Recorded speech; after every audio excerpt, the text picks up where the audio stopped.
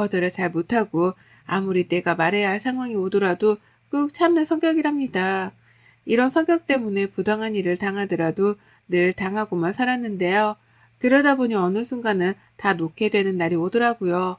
이런 저에게도 두 번 다시는 이렇게 살지 말아야지 라는 생각을 하게 된 때가 있는데요. 오늘 저의 이야기를 여러분들께 이야기하고자 합니다. 저와 남편은 10년 연애 끝에 결혼하고 아이가 바로 생기지 않아 고생을 많이 한 난임 케이스입니다. 둘 다 아무런 문제가 없는데도 불구하고 아이가 생기지 않아 시댁에서는 압박을 해왔고 시아버지나 시어머니가 몸에 좋은 한약들을 지어올 정도로 두 분 다 손주를 바라셨습니다. 처녀 때 생리 한번 밀리지 않고 했기 때문에 자궁이 문제가 전혀 없다고 생각하기도 했고 또 딱히 아픈 것도 없어 당연히 저희에게 아기 천사가 바로 올 줄 알았죠. 근데 제 큰 착각이었을까요? 아이를 가지기는 많이 힘들어 포기하고 싶을 때 포기하지 않게 만든 힘은 바로 저였습니다. 아이를 너무 좋아하는 저는 결혼해서 아이 한 명을 꼭 낳자라는 주의였고 남편은 아이가 없어도 괜찮다는 주의였습니다. 시댁 어른들은 남편과 다르게 손주를 너무 바라셨고 그렇게 노력을 열심히 했죠. 노력을 열심히 하는데도 늘 실패하는 임신 때문인지 몸과 마음도 많이 지쳐버린 때였는데요. 근데 제가 더 많이 지치게 된 이유는 또 한 가지 있습니다. 바로 신우 때문이었습니다. 신우이는 남편 여동생으로 저보다는 7살이나 어리답니다. 오랫동안 연애를 하면서 남편 여동생에 대해서 정말 진저리치게 잘하는데요. 정말 사고치고 자기 마음대로 안 되면 물건 집어던지고 화내고 그러더라고요. 근데 시댁에서는 아무 말 안 하는 게 옛날에 신우이가 태어나고 두 분이 바빠서 신우이를 할머니한테 맡겨서 키운 게 아직도 미안해서 지금 아무 말도 못 하신다고요. 근데 그건 그거고 이건 이거잖아요. 원래 개차반인 건 알았지만 좀 크면 좀 달라질 줄 알았기도 했지요. 오랜 연애를 해서 어떤 사람인지 누구보다 잘 알았지만 결혼하면 잘 마주칠 일이 없겠지. 그래도 좀 나아지겠지 했던 게 저의 잘못된 생각이었던 것 같습니다. 신우의 성격을 그럼 잠깐 말씀드리자면 말 그대로 독불장군입니다. 자기 말이 늘 옳아야 하고 조금이라도 어긋나게 하면 핸드폰 다 끄고 잠수 타 걱정을 만드는 사람이었죠. 그뿐만이 아니라 자기 멋대로 사는 사람이라 거의 이 세상에 자기가 왕이라고 생각한다고 보시면 돼요. 워낙 자기 멋대로 생각해 솔직히 결혼하지 못할 줄 알았는데 그래도 짝은 있나 봅니다. 신우이가 결혼을 한다는 이야기를 듣고 얼마나 행복했던지 더 이상 시댁에 가면 신우이를 자주 보지 않아도 될 생각에 솔직히 많이 들떠있던 적도 있었습니다. 근데 신우이는 임신을 하면서 남편에게 조르고 졸라 시댁 근처로 이사를 왔고 신우이 남편은 하루 왕복 2시간 넘게 출퇴근을 한다고 합니다. 물론 아이를 가지면 친정 근처에 오는 게 당연히 나은 줄은 알지만 저는 반갑지 않았거든요. 그런 신우이로 인해 제 결혼 생활이 힘들었던 것도 사실 맞습니다. 하나 조그마한 사건을 예를 들어보자면 어머님 생신 때 정말 비싼 식당을 예약했습니다. 한정식으로 나오는 코스 요리인데 어머님이 그런 데를 한 번도 안 가보셨다고 해 제가 3개월 전부터 예약해서 드디어 가는 날이 되었는데요. 근데 갑자기 신우이가 자기는 한정식이 먹기 싫다고 뷔페에 가고 싶다고 떼를 쓰는 거예요. 남편이 엄마 생일이고 거기 예약하는 것도 힘든데 그냥 가고 다음에 가자고 해도 막무가내로 그럼 자기 안 간다면서 자기끼리 먹고 오라고 난리를 치더군요. 하는 수 없이 어머님이 미안하지만 거기 취소를 해야 할 것 같다고 하고 취소를 했습니다. 시내의 원대로 근처에 있는 뷔페에 가서 식사를 했습니다. 그러면 자기 원하는 대로 갔으면 그것도 만족을 해야 하는데 또 괜히 여기로 왔다면서 만족이 안 된대요. 저보고 어쩌라고 하는 건지 먹으면서도 계속 투덜대길래 제가 속으로 지어준 별명이 세계 최강 투덜이거든요. 그러더니 뭐 인스타 감성 나오는 자기가 원하는 또 카페가 있다며 거기에 가자고 하더라고요. 오늘 어머님 생신인 거를 뻔히 알면서 저러니 엄마를 정말 생각하는 사람인가 싶기도 했습니다. 그리고 제가 어머님 생신 선물을 드리면 옆에서 꼭 참견을 해요. 언니, 어디서 산 거예요? 이거 쿠팡에서 산 거 아니야? 예? 아니요, 백화점에서요. 우와, 엄마 좋겠다. 이런 거 사주는 며느리도 있어서 나는 언제 이런 거 받아보나?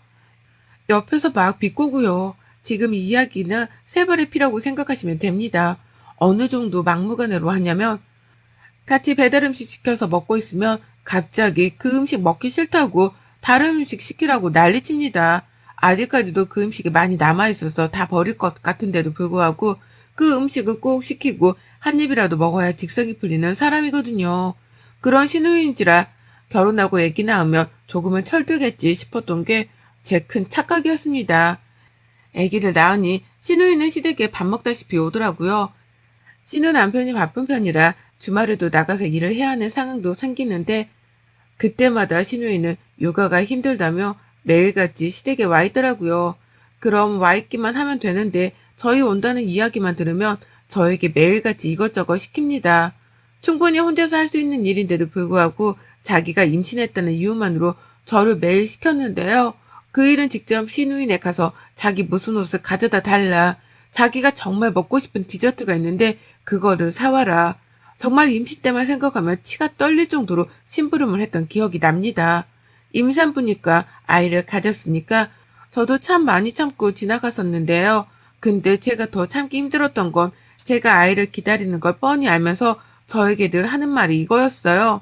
언니는 임신하지 마. 진짜 너무 힘들다. 너무 힘들어. 둘이 좋은데 뭐하러 애를 가져.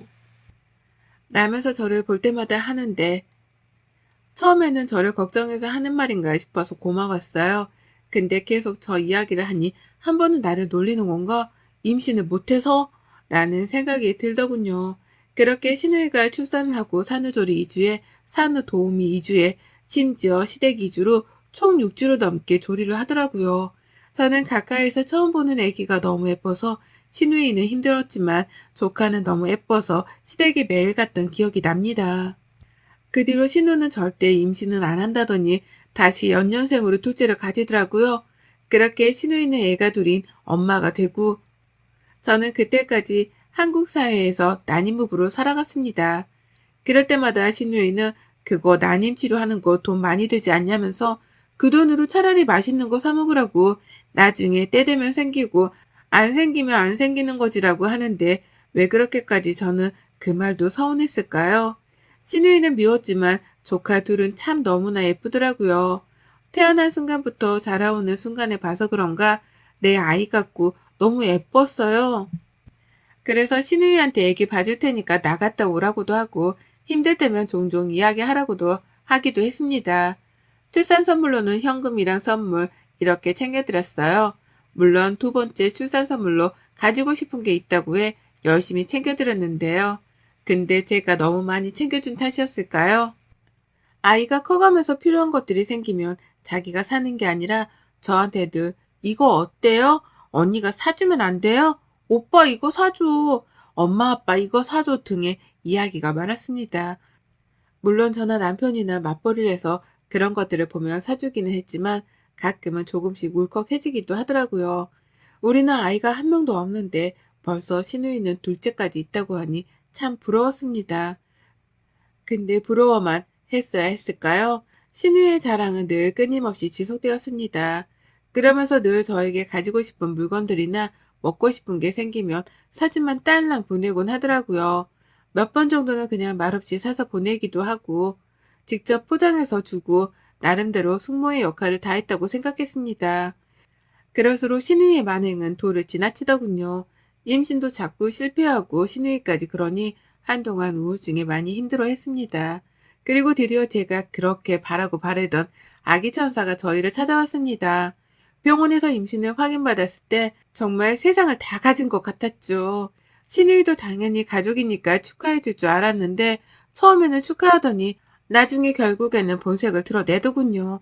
입덧이 초반에 너무 심한 편이라 제대로 잘 먹지를 못해서 오히려 살이 빠졌거든요. 근데 제가 딱 먹을 수 있는 것만 괜찮아서 그것만 먹곤 했거든요. 신우이가 근데 갑자기 그 음식이 먹기 싫었던 것 같아요. 저보고 언니 너무 유난 아니에요? 아무리 입덧이 심해도 그렇지. 나 그거 정말 먹기 싫은데. 라고 하니 남편이 옆에서 막 뭐라고 하더라고요. 너 임신 때를 생각해보라면서 하니까 신우이는 또 씩씩대더니 독불장구 같은 성격이 나와서 자기 집에 가겠다고 하더라고요. 남편이 그만 좀 오고 빨리 가라고 하니 울면서 자기 집으로 가는 걸 보며 솔직히 뭔가 통쾌하긴 했어요. 우리 신우이 임신했을 때 진짜 말도 못했어요. 매일같이 자기 먹고 싶은 거 안 먹으면 삐지기 일쑤였고, 당연히 그땐 임신했으니까 신우이 위주로 외식도 하고 그랬거든요. 그때마다 저에게 했던 말이 뭔지 아세요? 언니는 아직 임신을 안 해봐서 입덧이 얼마나 힘든지 모르겠다. 나는 진짜 너무 힘들어서 이 음식만 먹어야 돼요. 했거든요. 근데 막상 제가 입덧을 하니 왜 이렇게 유난이라고 자기 때를 생각 못하는 것 같더라고요. 그래도 저는 그렇게 기다렸던 아기 천사가 찾아와서 얼마나 기쁜지 모르겠더라고요. 신우이가 그런 것도 싹 잊고 말이에요. 또 임신하니 시댁에서 하는 대우도 달라지고 신우이도 함부로 못하니 솔직히 너무 살 것만 같았습니다. 그 뒤로 행복은 지속되는가 했습니다. 기형아 검사에서 다시 한번 검사를 해보라는 소견이 나와서 대학병원에 가라고 하더라고요. 다운 증후군이 혹시 의심되는데 아닐 수도 있으니 큰 병원에 가서 검사를 해보라니 정말 그때만 생각하면 아직도 아찔합니다. 그 이야기를 듣고 얼마나 울었던지 혹시 우리 아이가 그러면 어떡하지? 중간에 혹시라도 장애가 있다는 사실을 알면 유산을 할 수도 있다고 했지만 어떻게 지금까지 품어온 아이인데 그럴 수 있을까요? 검사를 하기 전까지 울고만 지냈던 것 같아요. 그런 저를 보고 시어머니가 제가 잘 먹는 요리를 만들어 주신다고 집으로 우선 오라고 하시더라고요. 남편과 퇴근하고 시댁으로 건너갔습니다. 다들 걱정하지 말라고 하지만 제 귀에는 그게 잘 들어오지 않더라고요. 근데 신우이가 갑자기 저보고 언니 뭘 고민해요. 당연히 장애가 있으면 안 낳는 게 맞는 거예요. 우리 오빠 고생시킬 일 있어요? 라고 하는데 순간 저도 모르게 신우이 뺨을 때렸습니다. 정말 순간적으로 지금까지 쌓아온 감정들이 터져 신우이 뺨을 때리니 신우이가 놀란 눈으로 저를 쳐다보고 남편은 너는 내가 진짜 동생이란 게 언니 위로는 못해주망정 그딴 얘기나 하고 있냐? 네 자식이면 지우라는 말이 나올 거야? 맞을만 했어. 이번에 네가 도를 지나쳤어. 라고 하니 그때부터 신우이는 엄마, 아빠, 오빠랑 언니가 나를 저렇게 한다고 울고불고 쌩 난리를 쳤습니다. 시어머니, 시아버지는 어떻게 해야 할지 몰라 발만 동동 구르고 있고 저는 그 자세로 신우이한테 한마디 했습니다. 아가씨, 지금까지 아가씨 동생 같고 어릴 때부터 봤기 때문에 많이 참았어요. 아가씨 독불장군인 거 모르고 결혼한 거 알고 어린 나이에 시집가서 아이 둘 낳으면서 그것도 많이 안쓰러워 잘 챙겨주려고 늘 노력했고 조카들도 정말 내 자식들처럼 너무 예뻐한 거 알 거예요. 내가 얼마나 임신하고 싶어 했는지 알면서 아이를 지우라는 말을 어떻게 그렇게 아무렇지 않게 해요? 그게 지금 나한테 할 소리예요? 라고 말하니 신우이는 아무 말도 못하고 그래도 왜 때리냐면서 자기가 만만하냐면서 또다시 울기 시작하더라고요. 내가 지금 더 말을 못해서 그렇지 아가씨 하는 행동 어디 가면 정말 따돌림 당해요. 나니까 그냥 가만히 있는 거지. 안 그래요? 지금 아가씨 하는 행동은 꼭 유치원 7살인 느낌이 들어요. 자기가 싫으면 화내고 자기 뜻대로 안 되면 버럭 화내고 난리치고 지금 조카들이랑 아가씨 행동이 뭐가 다른데요? 말해봐요. 왜 아가씨가 친구들이 없는 줄 알아요? 아가씨의 그런 행동들 때문에 다 떠나는 거예요. 솔직히 신우이 친구들 많이 없거든요. 자기 말로는 결혼식 때도 자기가 진짜 친한 친구들만 불렀다는데 제가 보기에는 진짜 친구가 없는 것 같아 보이더라고요. 저렇게 자기만 알고 오냐오냐 컸는데 누가 저런 사람과 친구하고 관계를 이어가겠어요? 더 이상 그 자리에 있지 못할 것 같다 시부모님께 죄송하다는 말씀드리고 그대로 집으로 왔습니다.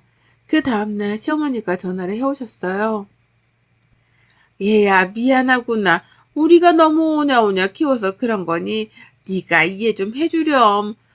어제 너희가 하고 나서 우리가 충분히 많이 뭐라고 했으니 자기도 아마 느낄 게 있을 거야. 라고요. 네, 어머님. 이라고 했는데도 신우의 말들이 자꾸만 맴돌아서 어찌할 바를 모르겠더라고요. 그 뒤로 검사를 진행했고 결과가 나오는데 일주일 정도 시간이 걸린다고 해 회사에 미뤄왔던 휴가를 내고 집에서 쉬고 있었습니다. 갑자기 띵동 하는 소리가 들리더니 신우이가 찾아왔더라고요. 또 어떤 염장을 지르려고 하나 싶어가지고 문을 열어줬습니다. 그러더니 갑자기 저보고 대뜸 언니 그 유모차 있죠? 그것 좀 나 좀 빌려줘요. 잠깐 쓸게요. 라고 하는 거예요. 친구가 저 임신했다는 이야기 듣고 애기용품 미리 사놔야 애기 건강하게 큰다면서 진짜 비싼 유모차 선물한 게 있거든요. 근데 그거를 저희 집에 왔다가 본 것 같아요. 대뜸 유모차를 빌려달라니 황당하잖아요. 아니 갑자기 유모차를 왜 빌려달라고 해요? 아가씨 유모차 있잖아요. 근데 언니 거 그거 비싼 거잖아요. 이번에 조리원 동기 모임 나가는데 나도 좀 좋은 거 하고 싶어서 그래요. 미안한데 안 될 것 같아요. 아직 아이 태어나지도 않았고 친구가 저 쓰라고 준 건데 빌려줬다는 거 알면 얼마나 서운하겠어요. 미안해요.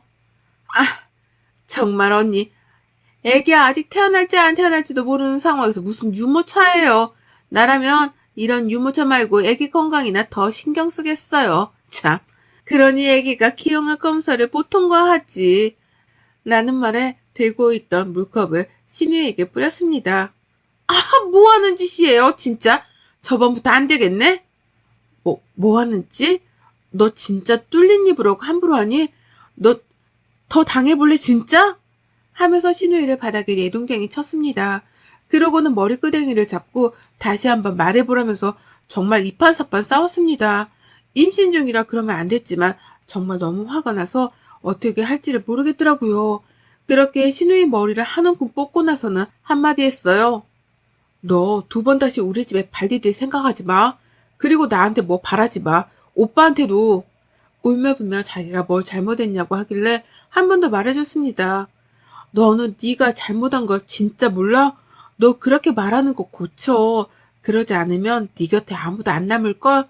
심지어 네 남편도 가족이니까 참는다 생각하지 마. 네 성격 진짜 받아주기 힘드니까. 그리고 쫓아냈습니다. 너무 화가 나고 눈물이 나서 주체를 할 수가 없었지만 남편이 오고 지금까지 있었던 일을 다 얘기하니 잘했다고 하면서 안아주더라고요. 그 시간이 흐르고 검사 결과가 나왔는데 다행히도 아이는 기형아 검사를 무사히 통과했습니다. 시댁이랑 친정에게도 알렸는데요. 그 뒤로 저는 시누이가 오는 날이면 시댁에 가지 않고 시누이 전화는 차단했습니다. 저번에 첫째 조카 생일이었는데도 제가 챙기질 않았거든요. 제가 매년마다 생일에 크리스마스에 무슨 날이 아닐 때도 지나가다가 장난감이나 옷 보면 그냥 선물하기도 하고 정말 애들이 너무 예쁘고 저도 잘 따라서 정말 많이 예뻐했거든요. 근데 생일인 거 알았는데 그냥 넘어갔습니다. 챙겨주고 싶은 마음이 없어서요. 그랬더니 지 오빠한테 자기의 생일인데 언니가 전화 한 통 없다고 하니 오빠가 야, 네 애 생일에 왜 언니가 전화를 해야 돼? 무슨 네가 왕이냐? 헛소리 할 거면 끊어. 나도 차단하기 전에. 라고 했더니 또 엄마 아빠한테 일렀더라고요. 어머님 아버님도 시누이 그런 행동에 너무 화가 나서 그런지 왜 굳이 챙겨야 하냐면서 그냥 너희 가족끼리 보내라고 했다고요. 그 뒤로도 시누이는 계속 제 뒷얘기를 하고 오빠한테도 전화로 새언니가 너무하다고 하는 것 같은데 남편이 그럴수록 차단한다고 전화하지 말라고 했다더라고요. 그 뒤로 저는 무사히 건강한 아이를 출산을 했고 병원에 다행히도 코로나라 면회가 금지돼서 시누이는 오지 못했습니다. 그렇게 육아를 본격적으로 시작했고 오히려 시누이가 저랑 연락을 안 하니 불편한 점이 한둘이 아니었는지 먼저 연락이 오더라고요. 일주일 내내 연락을 하는데 저는 받지 않았습니다. 그랬더니 시어머니가 전화를 해오셨네요. 시누이가 얘기를 하고 싶어 한다고 사과하려고 하는 것 같은데 한번 이야기해보면 어떻겠냐고 그러더라고요.